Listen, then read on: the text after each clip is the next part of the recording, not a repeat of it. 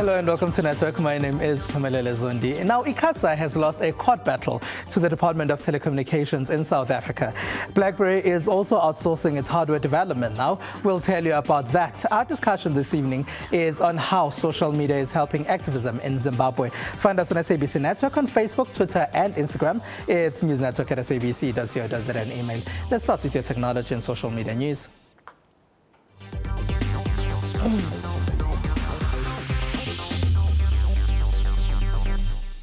The court in South Africa has said that ICASA can't sell off its spectrum. They were taken to court by the Department of Telecommunications and Postal Services. The Independent Communications Authority of South Africa says it will not appeal a judgment by a high court in Pretoria. This after the regulator was interdicted and prevented from auctioning off high-speed spectrum. The ICASA, in issuing the invitation to apply to assign the spectrum, it did consider competition's concerns and also the issues of regulations and policy. So the judgment by Judge Sutherland deals and clarifies those issues, and we are very happy with regards to how Judge Sutherland dealt with the issue. The regulator has previously said it wanted to sell 5 blocks of spectrum starting at 3 billion rand each. This, it said, would help extend internet access across the country. ICASA maintains that the auction of the spectrum is necessary.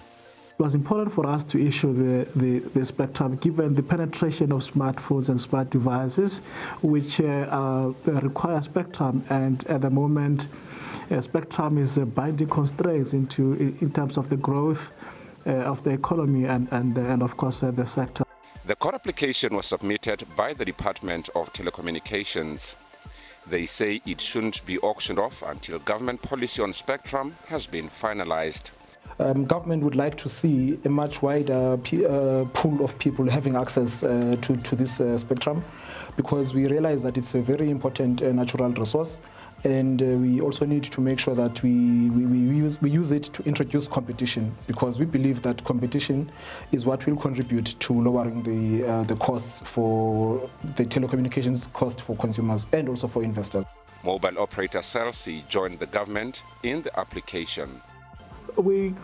Look, in relation to this process, the court was clear that SLC has got to file its affidavit, and any other parties that have got interest in participating in the Part B of the application can do so.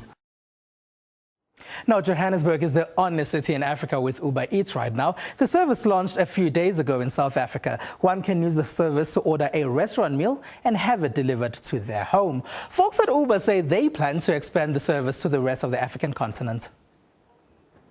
If you love eating good restaurant food but you don't like leaving your house in order to have it, well, now you can. That's if you live in Johannesburg. The city has become the first in Africa to have the Uber Eats service. The food culture in Johannesburg, that simple, savvy, satisfying culture that really Johannesburgs are characterized by. So it does mean that the environment is best suited for Uber Eats. So you go on the app, pick a restaurant, scroll through the menu, pick a meal and order your food with your credit card. You then just wait for it to be delivered to your house. The customer will pay for their meal. Uber will charge the restaurant a 30% service fee for that, the basket of goods, and the restaurant keeps the rest of that. The courier will receives an amount based on the delivery charge, and that's very similar to the existing UberX model as an example. They receive a pickup fee, a per kilometer fee, and a drop-off fee. There are currently about 85 restaurants on the Joburg service. It's about understanding more the restaurant business model, specifically in Joburg. What makes them do well? Where do they struggle? And the big thing for Uber Eats is that we are complementary or a marginal benefit for restaurants. They already exist. They've invested in bricks and mortar. Their fixed costs are there. Uber gives them another opportunity to access to a new consumer group. They just need to do the rest, and they need to do what they do best. Restaurants that want to join the service can visit Uber Eats online. They say the expansion plan includes Cape Town and Pretoria before moving to the rest of the African continent. Recently, BlackBerry announced that it will be outsourcing its hardware development for its smartphones. BlackBerry was once a really popular phone with a huge chunk of the market share. It was seen in a lot of films and music videos. Nollywood even had a film called BlackBerry Babes. But today, BlackBerry only has less than 1% of the smartphone market share. We spoke to Andile Masuku from African Tech Roundup to get his thoughts on this. They're admitting defeat to the likes of Samsung and Apple in as far as creating smartphone devices that people actually want. They were at the top of the desirability curve at some point. They're no longer that. So really what they're going to be doing from now on is outsourcing. Now they're not the only ones to do this. Google does that. They've partnered with various smartphone makers in order to make their designs and put out smartphones, mobile devices. What's interesting is they're trying to consolidate around their core. Now, at the heart of what made BlackBerry great was their incredible software regimen, and it remains to be some of the most sought after aspects of that business. You don't see them in movies anymore. They're not considered cool or desirable any longer, and that's an image they'd like to shake, and possibly they could by bringing on designers who do a better job at it. Now, two South African young ladies have figured out a way to decontaminate maize crops, and supercars were on display at the Paris Motor Show. These are some of the stories that made headlines earlier in the week.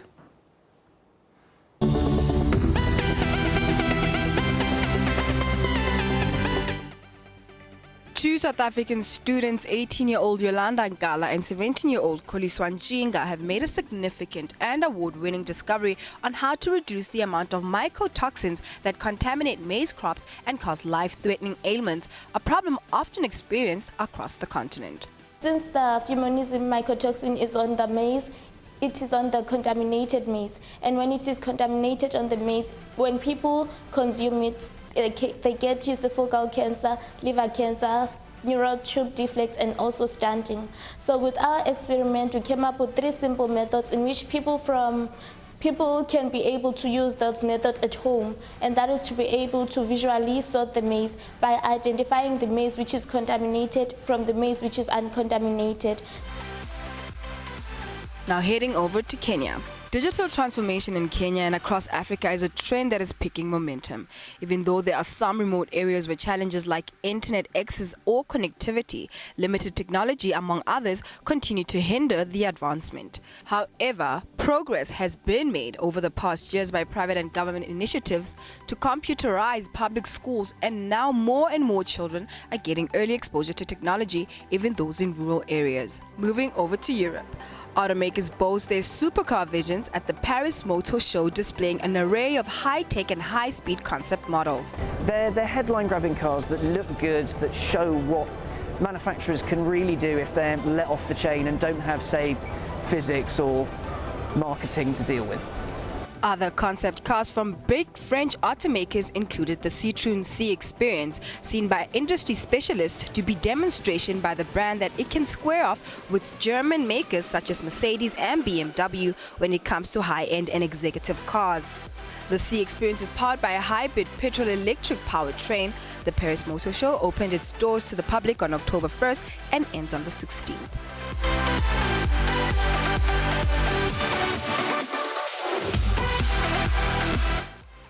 It is the SABC network on Facebook, Twitter and Instagram. After the break, we chat about hashtag activism in Zimbabwe. Joy Mapenge from the Crisis in Zimbabwe Coalition. Stay with us.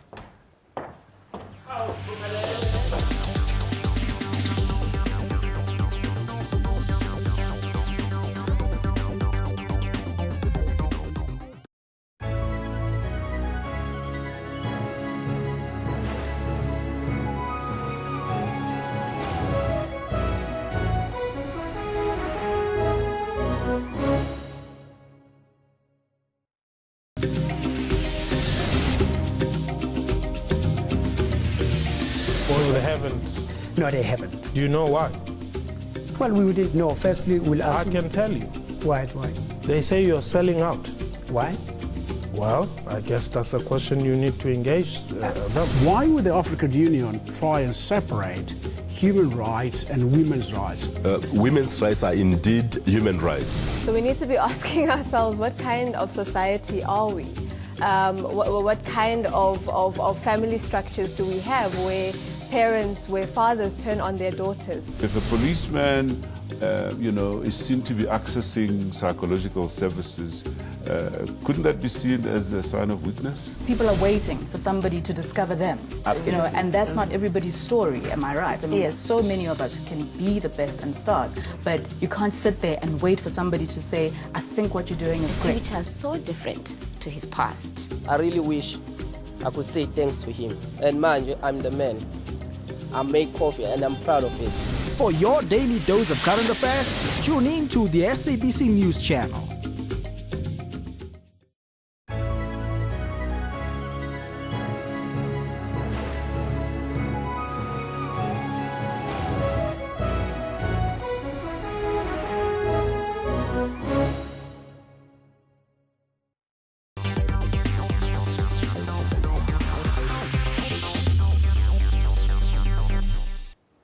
It's News Network at sabc.co.za, News Network at sabc.co.za on email, or SABC Network across all social media platforms. Now, the last protest organized by #Tajamuka and This Flag in Zimbabwe didn't see a lot of support. This is after a few months of Zimbabweans rising up against the country's leadership and economic hardships. But the social media campaigns led by the #Tajamuka and #This Flag continue to be successful. Shingai Nyoka has been following developments in Harare for us. Opposition leader Morgan Tsvangirai tweeted his support for the Shutdown Zimbabwe initiative. He urged Zimbabweans to play their part in the struggle for democracy and stay home. But it wasn't to be.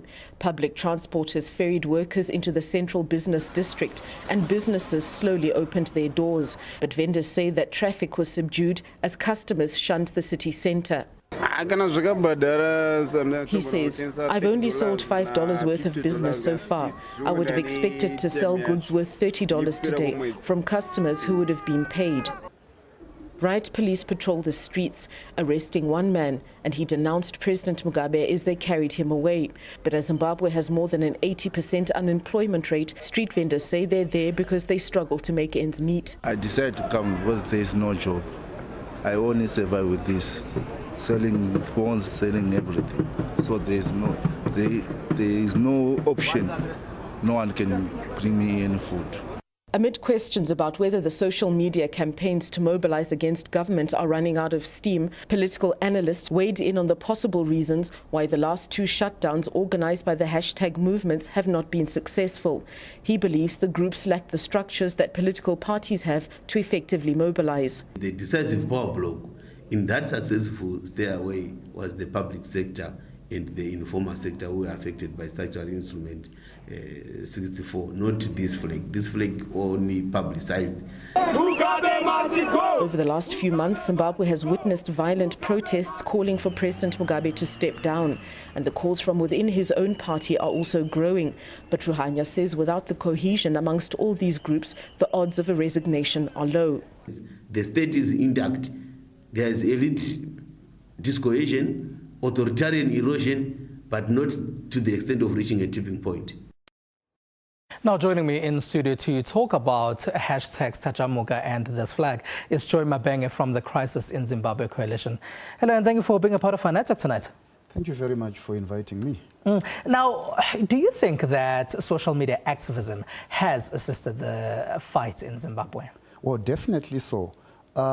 The most important thing that we must, take cognizance of is the fact that social media is a tool for mobilization, but social media in itself, if you decide to go a step further and decide to take your struggles onto the street, social media itself would not demonstrate on the street. You need people to demonstrate on the street. So what is most important really is for us to realize the fact that political space for organizing in Zimbabwe has been shrinking because of the way the regime is brutal against its own citizens. So citizens had to find other ways, other avenues of expressing themselves, other ways of talking to each other, other ways of mobilizing each other, and then organizing each other so as to demonstrate to the government that they are not satisfied, they are not happy with the way things are going in the country. I suppose by that you mean they can't have meetings in public halls, for example, where they can then discuss the issues that are affecting them in Zimbabwe. Exactly. In fact, they can have meetings, but the challenge is that they would be heavily infiltrated by the securocrats. For you to have a meeting, for instance, just a simple meeting, you need to notify the police. You need probably 4 to 7 days to, as long as you're going to be 3 or more, you need 4 to 7 days for the police to actually give you permission to meet. So citizens' voice had been choked for a very, very long time. And to me, it seems as if the hashtag movement really sort of like brought back the citizens' voice. It brought back the activism that was so much disappearing on the streets in Zimbabwe, and I think it has aided the activism that we've seen being driven by political parties, being driven by organized civil society over the years, but which had been fading because of the political circumstances that Zimbabwe found itself in over the years. What sort of conversations are taking place on social media? Conversations that are taking place on social media have no boundaries, in the sense that these are the real conversations. These are real conversations that are affecting people. But take us to those real conversations that Zimbabweans are now having on social media. The real conversations are conversations around the fact that there are no jobs. If people campaign on the pretext that they are going to create 2.2 million jobs, and 3 years down the line they have not delivered, people are going to talk about jobs on social media. If the police are beating up people and somebody on the street is taking photos, is taking a little video, people are going to post that on the media. They're going to discuss about police brutality. If the reality is that poverty is biting, if somebody has captured somebody skinning a baboon in order to make a meal, it's going to be discussed on social media. So the issues that are being discussed on social media are the real issues that people are grappling with day by day. But these issues speak to lack of transparency, lack of accountability, and just generally the failure to govern by the regime of the day. So people are beginning to question their own government on social media and taking these conversations out of social media back to where they must be, on the street and everywhere else where people can physically meet. But Joy Mabenge, are you not seeing that maybe they could be split? Because there are different hashtags doing the rounds on social media in Zimbabwe. For example, hashtag Sachamuka, hashtag Sesjigile, and there's also hashtag this flag. So why are they not combining and campaigning under one hashtag on social media? Well, you would understand that the formulations of the hashtag movements in terms of their own background and their own social bases are quite different. Hashtag Tajamuka, for instance, is quite clear about it being a political movement. It is a movement that is led by young people from political parties and civil society organizations that are just fed up by the system. Yet this flag movement, hashtag this flag movement, came about probably through an accidental campaign. Yes, an accidental campaign. But what is most important about these movements is that they are tools for mobilization, and what they are mobilizing against, what they are mobilizing for, are pretty much the same. So if you want to capture people, if you want the numbers to swell, if you want as many people as possible, better have as many hashtag movements as possible and rally people around those movements. But what is more important is in the final analysis how they express themselves against that which is what they don't want, and also more importantly also being able to identify and define what they want and push for it. But as we heard in the insights done by Ishingai there for us in Harare, it seems like people are not responding to these hashtag movements as much as they did in the beginning. They didn't really go out to protest or stay away from work in recent times, have they? Well, you see, this is where the catch and the trick is. It is the ability to move from tweets to the street. That continuum, that distance, that gap in between tweets and the street, for instance, if you choose to take your struggle to the streets, is the continuum that anyone who is interested in making success out of the hashtag movement must be able to dot and successfully fill in. So the challenge that we might have seen over the years is the quick setting in of fatigue. People need action that is continuous if they want to achieve certain things, but also the assumption that the hashtag movement itself was a revolution and therefore it was going to deliver within the first few days of its consummation. And the hashtag is not really and then a they have revolution. not delivered. In fact, what people are beginning to realize now is that this is not a sprint. It is a marathon. Yeah. It is aiding to what has been happening over the years. And the more and the sooner the people realize that this is a sprint, I mean, this is a marathon and not a sprint, the better. One last question, and quickly now. The government hasn't responded well to these hashtags. In fact, Potras has created laws to block people from discussing such issues on social media. Your view on that? Well, that is how this is the reason why people are organizing on social media. It is because the government is not responsive. The government is so brutal. If you ask for water, they will respond with water canyons. So what can they do? They go on social media and organize. All right. Joy Mabenge from the Crisis in Zimbabwe Coalition, thank you very much for joining us this evening. Thank you very much for inviting me. All right. It's SABC Network on Facebook, Twitter and Instagram. News Network at sabc.co.za on email. Let's take a short break and we'll be back.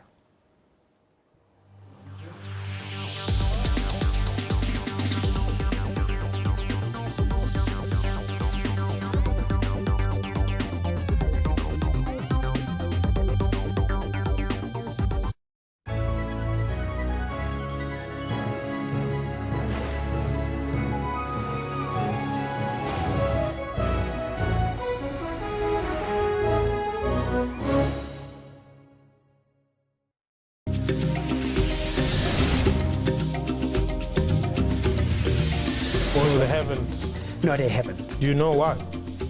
Well, we didn't know. Firstly, we'll ask. I can tell you. Why? They say you're selling out. Why? Well, I guess that's a question you need to engage them. Why would the African Union try and separate human rights and women's rights? Women's rights are indeed human rights. So we need to be asking ourselves, what kind of society are we? What kind of family structures do we have where fathers turn on their daughters? If a policeman, is seen to be accessing psychological services, couldn't that be seen as a sign of weakness? People are waiting for somebody to discover them. Absolutely. And that's not everybody's story, am I right? I mean, there's so many of us who can be the best and stars, but you can't sit there and wait for somebody to say, I think what you're doing is great. Which are so different to his past. I really wish I could say thanks to him. And mind you, I'm the man. I make coffee and I'm proud of it. For your daily dose of current affairs, tune in to the SABC News Channel.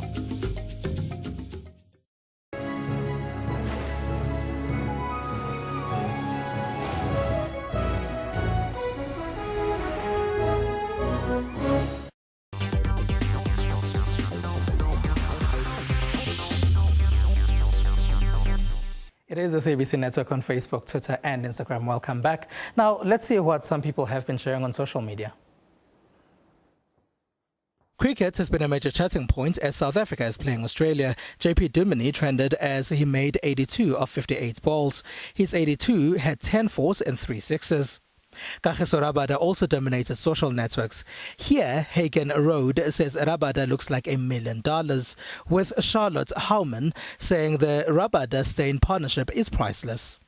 In Kenya, they've been having a serious and fun debate about the role of Kenyan men today. Respect Kenyan men has been a popular hashtag. Here, Steph Wambui says Kenyan men must realize that respect is earned. And that's all we have for you. Find us on SABC Network on Facebook, Twitter and Instagram. News Network at sabc.co.za and email. We leave you with a video of a simulation of the Mars mission released by SpaceX. From me and the rest of the network team, have a good one.